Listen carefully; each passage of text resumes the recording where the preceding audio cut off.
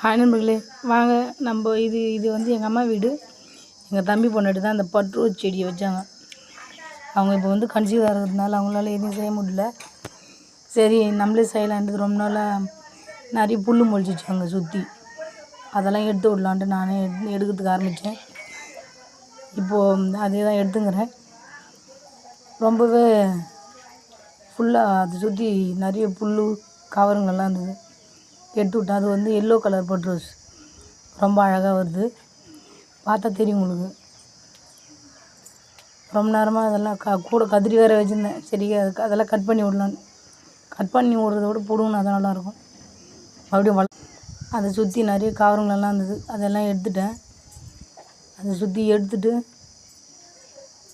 பார்த்தா தெரியும். ரொம்ப நேரமாக அதை சுற்றி அதெல்லாம் எடுத்து அதோட வேடிக்கை தான். செடி கூட ஒன்று முளைச்சிருந்து 2 முளைச்சிருந்து அந்த மூலையில் பார்த்தீங்கன்னா உங்களுக்கு தெரியும். அதெல்லாம் ரிமூவ் பண்ணியாச்சு. இதெல்லாம் செய்கிறதுக்குள்ள எனக்கு ரொம்ப டயர்டாகி போச்சு. அப்புறமா சுற்றி எடுத்துட்டு அதுக்கப்புறமா அதை எடுத்து போட்டு அதுக்கப்புறம் அதோட வந்து பக்கத்து வீட்டு பாப்பா கூட வந்து ஒரே தொல்லை. இந்த பக்கம் அந்த பக்கம் நானும் செடி பிடுங்குவேன் லட்சுமி அம்மான்னு. அப்புறமா அவள் கூட பேசினே இருந்தாலும் டைம் போகிறது தெரியல. அதுக்கப்புறமா அந்த வேலையை ஒரு வழியாக முடிச்சாச்சு.